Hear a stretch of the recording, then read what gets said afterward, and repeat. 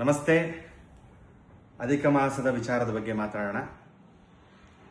ಈ ಒಂದು ತಿಂಗಳು ಏನಿದೆ ಅಧಿಕ ಮಾಸ 30 ದಿನಗಳನ್ನು ಹೊಂದಿರುತ್ತೆ. ಅದು 2 ಪಕ್ಷಗಳಿರುತ್ತೆ, ಒಂದು ಕೃಷ್ಣ ಪಕ್ಷ, ಒಂದು ಶುಕ್ಲ ಪಕ್ಷ. ಅಧಿಕ ಮಾಸ ಅಂತಂದ್ರೆ ಏನು ಅಂತಂದ್ರೆ 33 ತಿಂಗಳಿಗೆ ಒಮ್ಮೆ ಬರುವಂಥದ್ದು ಅಧಿಕ ಮಾಸ. ಇಂಗ್ಲಿಷ್ ಕ್ಯಾಲೆಂಡರ್ಗೆ ಮತ್ತು ನಮ್ಮ ವೈದಿಕ ಕ್ಯಾಲೆಂಡರ್ಗೆ ಏನಿರುತ್ತೋ ಅದನ್ನು ಮ್ಯಾಚ್ ಮಾಡೋಕ್ಕೋಸ್ಕರ ಅಧಿಕ ಮಾಸ ಅಂತ ನಿರ್ಧಾರ ಮಾಡಿರ್ತಾರೆ. ಈ ಅಧಿಕ ಮಾಸದಲ್ಲಿ ಯಾವುದೇ ರೀತಿಯಾದ ಶುಭ ಕಾರ್ಯಗಳು ವರ್ಜ್ಯ.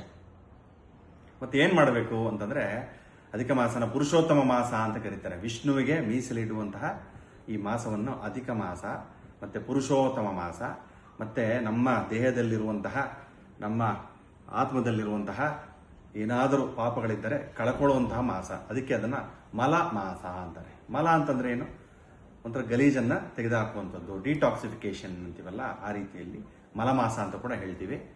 ಇದರಲ್ಲಿ ಏನು ಮಾಡಬೇಕು ವಿಶೇಷವಾಗಿ ಅಂದರೆ, ವಿಷ್ಣುವಿನ ಆರಾಧನೆ ಮಾಡಬೇಕು. ವಿಷ್ಣುವಿನ ಜಪ, ವಿಷ್ಣುವಿನ ಪೂಜೆ, ವಿಷ್ಣುವಿನ ಹೋಮ ಹವನ, ವಿಷ್ಣುವಿನ ಆರಾಧನೆ, ವಿಷ್ಣು ಸಹಸ್ರನಾಮ ಪಾರಾಯಣ ಮಾಡುವಂಥದ್ದು, ವಿಷ್ಣು ಅಷ್ಟೋತ್ರ ಹೇಳುವಂಥದ್ದು ಈ ಒಂದು ಮಾಸದಲ್ಲಿ ವಿಷ್ಣುವಿಗೋಸ್ಕರ ಮೀಸಲಿಡಬೇಕು ಅಂತ ಹೇಳುತ್ತೆ.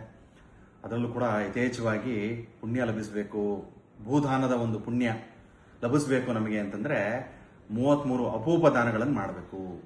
ಅಪೂಪ ಅಂದರೆ ಏನು? ಅತಿರಸ ಅಂತ ಕರೀತಾರೆ. ನಮ್ಮ ಒಂದು ಕರ್ನಾಟಕ ಶೈಲಿಯಲ್ಲಿ ಅದನ್ನು ಕಜ್ಜಾಯ ಅಂತ ಕೂಡ ಹೇಳ್ತಾರೆ. ಬೆಲ್ಲ, ಹಿಟ್ಟು ಮತ್ತು ತುಪ್ಪ ಬಳಸಿ ಮಿಶ್ರಣ ಮಾಡಿ ಅದರಲ್ಲೊಂದು ಸಿಹಿ ಪದಾರ್ಥ ಮಾಡ್ತಾರೆ. ಆ ತಯಾರು ಮಾಡುವಂತಹ ಸಿಹಿ ಪದಾರ್ಥಕ್ಕೆ ಅಪೂಪ ಅಂತ ಹೇಳ್ತಾರೆ. ಆ 33 ಅಪೂಪಗಳನ್ನು ಒಂದು ಕಂಚಿನ ಪಾತ್ರೆಯಲ್ಲಿ ಇರಿಸಿ, ಅದರ ಜೊತೆಗೆ ತುಪ್ಪವನ್ನು ಇರಿಸಿ, ಸಾಧ್ಯವಾದರೆ ಸುವರ್ಣ ಅಂದರೆ ಚಿನ್ನ, ಕೈಲಾದಷ್ಟು ಚಿನ್ನವನ್ನು ಇರಿಸಿ, ಆ 3 ನಾವು ಆ ಕಂಚಿನ ಪಾತ್ರೆಯಲ್ಲಿ ಇರಿಸಿ ಬ್ರಾಹ್ಮಣರಿಗೆ ದಾನ ಕೊಡಬೇಕು ಅಂತ ಹೇಳುತ್ತೆ. ಬ್ರಾಹ್ಮಣರು ಯಾರು ಅಂತಂದ್ರೆ ಉತ್ತಮರು ಅಂತ, ಅಂದ್ರೆ ಯಾರು ದೇವರಿಗೆ ಹತ್ತಿರವಾಗಿರ್ತಾರೋ ಅಂತ ಬ್ರಾಹ್ಮಣರಿಗೆ ದಾನವನ್ನು ಕೊಟ್ಟಾಗ ಆ ಪುಣ್ಯ ನಮಗೆ ಬರುತ್ತದೆ, ವಿಷ್ಣುವಿನ ಕಟಾಕ್ಷ ನಮ್ಮ ಮೇಲೆ ಬೀಳುತ್ತದೆ ಅಂತ ಹೇಳ್ತಾರೆ. ಅರ್ಥ ಆಯ್ತಾ? ಸೊ ಎಲ್ಲರೂ ಕೈಲಾದಷ್ಟು 30 ದಿನ ಮಾಡಕ್ ಆಗದಿದ್ದರೂ ಕೂಡ ಯಾವುದಾದ್ರೂ ಒಂದು ದಿನ ಆದರೂ ನಾವು ಆ 33 ಅತಿರಸವನ್ನು ಮಾಡಿ ಒಂದು ಕಂಚಿನ ಪಾತ್ರೆಯಲ್ಲಿಟ್ಟು, ತುಪ್ಪವನ್ನಿಟ್ಟು, ಸಾಧ್ಯವಾದರೆ ಸುವರ್ಣವನ್ನಿಟ್ಟು ದಾನವನ್ನು ಮಾಡಬೇಕು. ಯಥೇಚ್ಛವಾಗಿ ದಕ್ಷಿಣೆ ಜಾತಿಗಳನ್ನು ಕೊಟ್ಟು ಆ ಬ್ರಾಹ್ಮಣರ ಕೈಯಲ್ಲಿ ನಾವು ಆಶೀರ್ವಾದವನ್ನು ಪಡೆದ್ರೆ ಆ ವಿಷ್ಣುವಿನ ಕೃಪಾ ಕಟಾಕ್ಷ ನಮ್ಮ ಮೇಲೆ ಇರುತ್ತೆ ಅಂತ ಹೇಳುತ್ತೆ.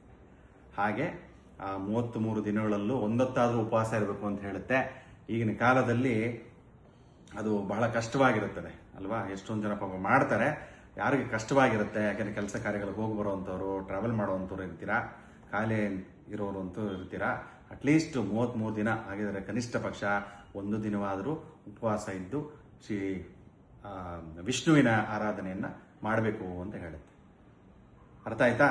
ಹಾಗಾಗಿ ನಮ್ಮ ಕೈಲಾದಷ್ಟು ಸೇವೆಗಳನ್ನು ವಿಷ್ಣುವಿಗೆ ಮಾಡಿ ಆ ವಿಷ್ಣುವಿನ ಕೃಪಾ ಕಟಾಕ್ಷಕ್ಕೆ ನಾವೆಲ್ಲ ಭಾಗಿಯಾಗೋಣ ಅಂತ ಹೇಳ್ತಾ 2 ಮಾತುಗಳನ್ನು ಮುಗಿಸ್ತಾ ಇದ್ದೀನಿ. ನಮಸ್ತೆ.